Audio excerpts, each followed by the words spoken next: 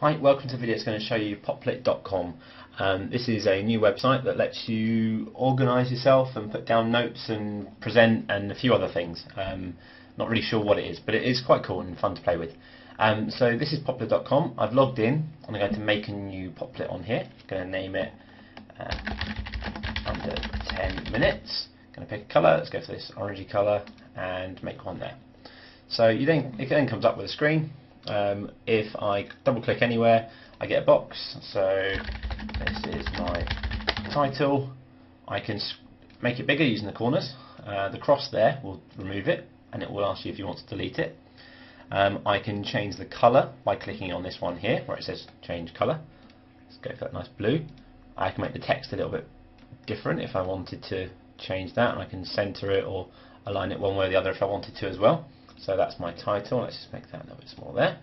And then from there, I'm going to show how to draw. That's going to be one bit there. And then let's put a drawing in this one here. Now to draw, all you do is you simply get this little pencil, and again choose your colour, and you can then draw.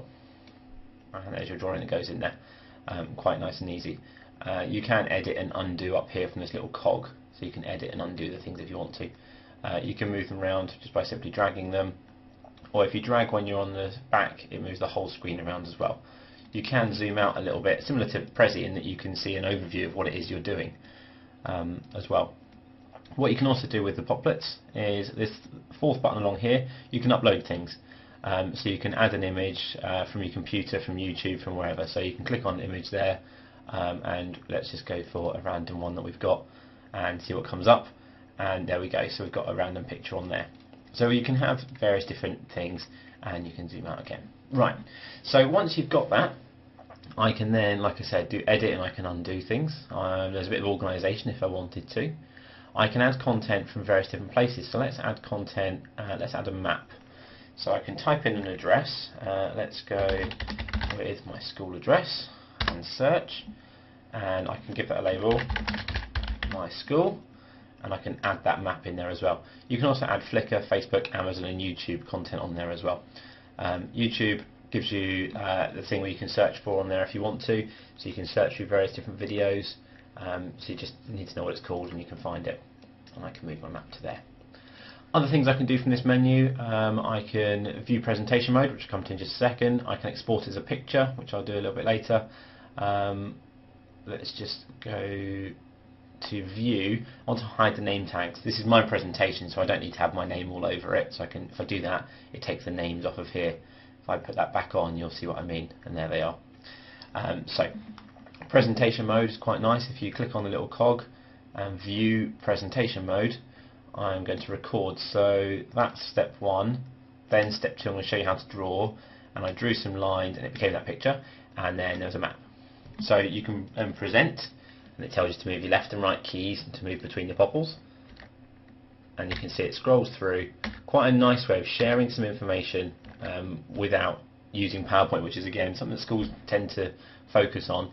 This is a nice way of just being something slightly different, talking about actually the content rather than using one particular tool. From here you can do a few other things as well. You can click on the share button and you can add other people, so it makes it collaborative, so that I can then ask the children to start contributing to my Popplet as well.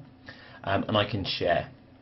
So I can share it online, and once you do this you can't unshare it, but okay, let me share that.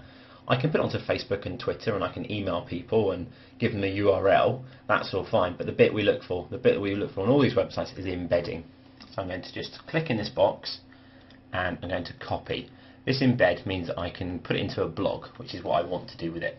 So I'm going to just go to my blog up here, and I've got my blog post. So here is my Popplet, what do you think? And I'm going to press the HTML button and just paste in that code, and WordPress will understand what all of that code means. I'm just going to save that and preview. I'm not going to publish that just yet because it's not very good, but I just want to preview it so we can see what it looks like. And you can see now on my school blog we've now got a little Popplet that we can move around. I can zoom out if I want to. If I do get lost, I can view all and it brings them all back, and I can see some information, and that's how to use Popplet.